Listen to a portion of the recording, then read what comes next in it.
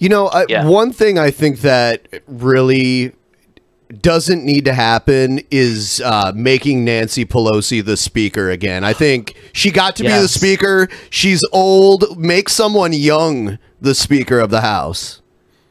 Well, and I actually, for me personally, I've been petitioning for Barbara Lee. I actually created a petition, so if people want to go and sign that.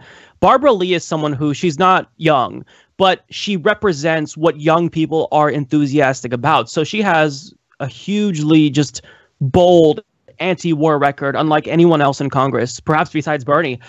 She supports Medicare for all. So someone like her who has the experience is what we need, because, like, for me, I would love to just say, if I could pick anyone, it'd be Ro Khanna, it'd be Alexandria Ocasio-Cortez, but that's realistically not going to happen. But what they're looking for is someone who's going to raise money for them in the House. And even though I want Barbara Lee to win, even though she has the experience and they can't discount her there, at the end of the day, it's going to come down to money, I think. And Nancy Pelosi has been raising a metric fuck ton of money for other House Democrats. So odds are they're going to go with her. And that's just a damn shame, because you're right, Ben. She already, like, I don't know if you guys saw her victory speech. In her victory speech after Democrats retook the House, she already was waving the white flag, saying, we need to strive for bipartisanship. And then the entire crowd that she was speaking to just got silent. And there was like one person that was like, woo, bipartisanship. It's like, who's excited for that? Like, it boggles my mind that Democrats are willing to shoot themselves in the foot just for money.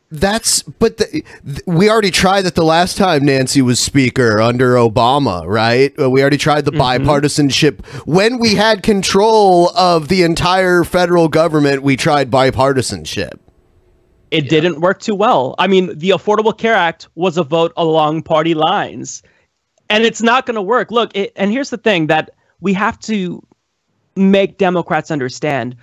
You can't be bipartisan and reach across the aisle with a party that slaps you across the face and spits in your fucking eye every single time you try to do that. And furthermore, the Republican Party has drifted so far to the right that they are now in extremist territory. I mean, there's been a rise of right-wing politics across the world, but they were more comparable to the really fringe right-wing parties that you see in Europe. Now, that's one of our main two parties. If you meet them halfway, you're meeting lunacy halfway, and you just can't do that. What you have to do is you've got to fucking beat them and stop trying to work with them. They don't want to work with Democrats.